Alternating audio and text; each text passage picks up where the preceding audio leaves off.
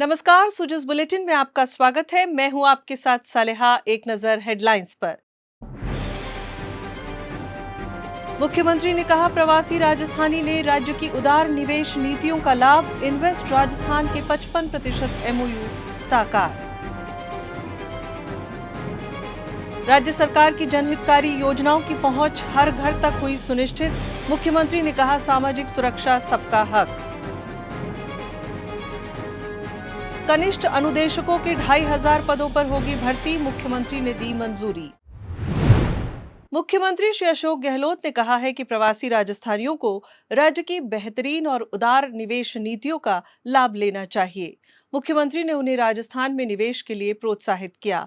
वे आज जयपुर के जेईसीसी में Jain international trade organization connect सम्मेलन को संबोधित कर रहे थे। इस अवसर पर मुख्यमंत्री ने कहा कि राज्य सरकार की नीतियों के कारण राजस्थान में इन्वेस्टमेंट फ्रेंडली माहौल बना है, जिससे अंतर्राष्ट्रीय निवेशक यहां आए हैं। इन्वेस्ट राजस्थान में लगभग 11 लाख करोड़ रुपए के एमओयू में से करीब 55% धरातल पर आगे बढ़े हैं। श्री गहलोत ने कहा कि 5 सालों में राज्य की जीडीपी 6 लाख करोड़ रुपए बढ़ी है। मुख्यमंत्री ने कहा कि मजबूत आधारभूत संरचना से निवेश में बढ़ोतरी हुई है। श्री गहलोत ने कहा कि राजस्थानी लोग अपनी जमीन से जुड़े रहने का भाव हमेशा रखते हैं। मैंने महसूस किया, राजस्थानी लोगों के खून के अंदर ये भाव रहते हैं, अपनी जमीन से जुड़े रहो, गांव से, क्योंकि हवेलियाँ हैं, क्योंकि गांव में संबंध है। अकाल में, सूखे में, भीखे में, तकलीफ में वो काम आते हैं। गांव को चारे की व्यवस्था करनी तो वो लोग आगे आते हैं। और गांव में कोई प्राइमरी हेल्थ सेंटर बनना है या स्कूल बननी है, कॉलेज बननी है, बिल्डिंग बनानी है, कहने का मतलब हेल्प करने में कभी पीछे नहीं रहते और वो अपने गांव से संबंध रखते ही रखते हैं, 50 साल के बावजूद भी, 100 साल के बावजूद भी। तो आपका जो संबंध है गांव से, सरकार की तरफ से आपको अतिथि बनाया गया है कि आप आके यहाँ जो आपका बॉन्ड राजस्थान से है, आने वाली पीढ़ियों में मजबूत बना रहे, ये फीलिंग पैदा करवाने के लिए मैं बुलाया है। इसके बाद मीडिया से बातचीत में मुख्यमंत्री ने कहा कि सामाजिक सुरक्षा हर परिवार का हक है। इसके लिए प्रदेश में सर्वे करवाया जाएगा। वैसे भी वक्त लगता है, कोई सर्वे करना बड़ा काम होता है। बिहार में करीब 1.5 साल लगा था सर्वे करने में। तो सर्वे करने का निर्णय किया हमने, वो बड़ी बात है ना। एक शुरुआत होगी, टाइम लगेगा, पर कम से कम हम चाहेंगे आर्थिक स्थिति मालूम पड़े परिवार की, तो जो स्कीमें बने भविष्य के अंदर, जैसे मैं बार बार कहता हूँ, right to social security act बनना चाहिए देश के अंदर। एक्ट बन जाएगा, पर सोशल सिक्योरिटी किसको मिले, कैसे मालूम पड़ेगा? मान लो कानून बनेगा भी कभी, आज कल बनेगा, तो किसको लाभ मिले, किसको लाभ नहीं मिल पाए, या कौन एलिजिबल है, ये सब सर्वे हो जाएगा एक बार सब परिवारों का। तो जो मेरा सपना है कि दुनिया के मुल्कों की तरह देश के अंदर भी ये न्याय योजना ही है एक प्रकार से, हर परिवार का हक है जिंदा रहने का, जीवन चलाने का।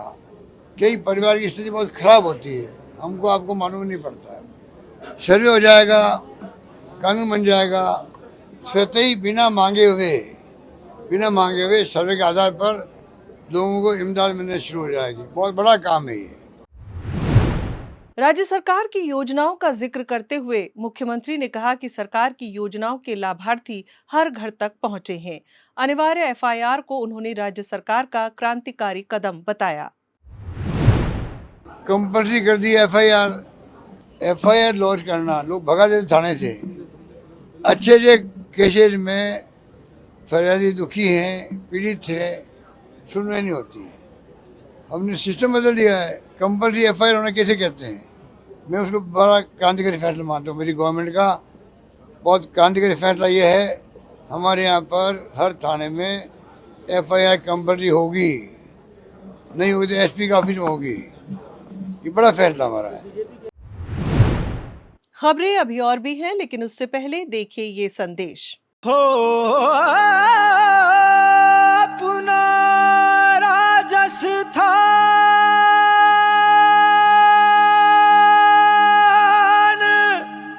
अपनों का राजस्थान,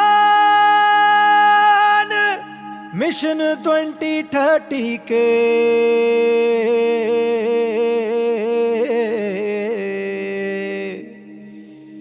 सपनों का राजस्थान।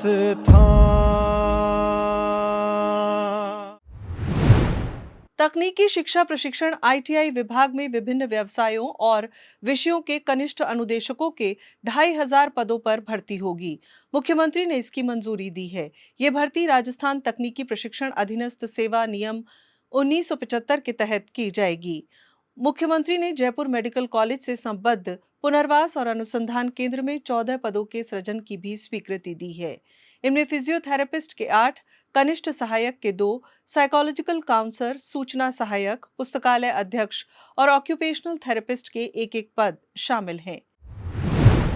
मुख्यमंत्री ने राज्य में ग्राम पंचायत स्तर पर 278 नए पशु चिकित्सा उपकेंद्र खोलने की मंजूरी दी है। इन केंद्रों के लिए 556 नए पद बनाने की भी मंजूरी दी गई है। इन उपकेंद्रों पर 1-1 पशुधन सहायक और जलधारी का पद बनाया जाएगा। इस तरह कुल 278 पशुधन सहायक और 278 जलधारियों की भर्ती की जाएगी। जैसलमेर की 16 ग्राम पंचायतों में खुलेंगे उप स्वास्थ्य केंद्र। मुख्यमंत्री ने इसकी मंजूरी दी है। जैसलमेर की पंचायत समिति सम के 12 ग्राम पंचायत मुख्यालयों और पंचायत समिति जैसलमेर के 2 ग्राम पंचायत मुख्यालयों पर नए उप स्वास्थ्य केंद्र खोले जाएंगे। मुख्यमंत्री ने 8 विभिन्न बोर्डों के गठन को मंजूरी दी है। इनमें राजस्थान राज्य राजा बाली कल्याण बोर्ड, राजस्थान राज्य वाल्मीकि कल्याण बोर्ड, राजस्थान राज्य मेघवाल कल्याण बोर्ड, राजस्थान राज्य पुजारी कल्याण बोर्ड, राजस्थान राज्य केवट कल्याण बोर्ड, राजस्थान राज्य जाटव कल्याण बोर्ड, राजस्थान राज्य धानका कल्याण बोर्ड और राजस्थान राज्य चित्रकूट कायस्थ कल्याण बोर्ड शामिल है। सभी बोर्ड संबंधित वर्गों की स्थिति का जायजा लेने, प्रामाणिक सर्वे रिपोर्ट के आधार पर वर्गों को मूलभूत सुविधाएं उपलब्ध कराने, उनके पिछड़ेपन को दूर करने के लिए सुझाव राज्य सरकार को देंगे। इन बोर्डों की ओर से वर्तमान में चल रही विभिन्न योजनाओं के बारे में विभिन्न विभागों से समन्वय करने पर परंपरागत व्यवसाय को वर्तमान तौर तरीकों से आगे बढ़ाने, रोजगार को बढ़ावा देने, शैक्षिक और आर्थिक उन्नति के बारे में भी सुझाव दिए जाएंगे। इन सभी बोर्डों में अध्यक्ष, उपाध्यक्ष, 3-3 सदस्य और 5-5 गैर सरकारी सदस्य होंगे। राजस्थान अब 53 जिलों वाला राज्य हो गया है। 3 नए जिलों के गठन की घोषणा के बाद सुजानगढ़ क्षेत्र के लोगों ने मुख्यमंत्री से भेंट की। इस दौरान मुख्यमंत्री ने कहा कि ये कदम सुविधाओं को हर क्षेत्र तक तेजी से पहुंचाने में कारगर साबित होगा। नया जिला बनाने के लिए सुजानगढ़ वासियों ने मुख्यमंत्री का आभार जताया। राजस्व मंत्री श्री रामलाल जाट ने भीलवाड़ा जिले के सुवाणा पंचायत समिति में 231 करोड़ रुपए के 618 विकास कार्यों का लोकार्पण और शिलान्यास किया। ये काम पंचायती राज विभाग, PWD, UIT, शिक्षा, पशु चिकित्सा और मेडिकल विभागों के तहत किए जाएंगे। कार्यक्रम को संबोधित करते हुए श्री जाट ने कहा कि राज्य सरकार की जन कल्याणकारी योजनाओं के फायदों की चर्चा अब हर घर में है। मुख्य सचिव श्रीमती उषा शर्मा ने कहा है कि प्रदेश में होने वाले आगामी विधानसभा चुनावों के मद्देनजर आदर्श आचार संहिता के दौरान भारत निर्वाचन आयोग के निर्देशों की 100% पालना सुनिश्चित हो, इसके लिए निष्पक्षता और पारदर्शिता के साथ काम किया जाए। वे आज सचिवालय में प्रमुख विभागों के अतिरिक्त मुख्य सचिव, प्रमुख शासन सचिव और शासन सचिवों के साथ आयोजित बैठक को संबोधित कर रही थी।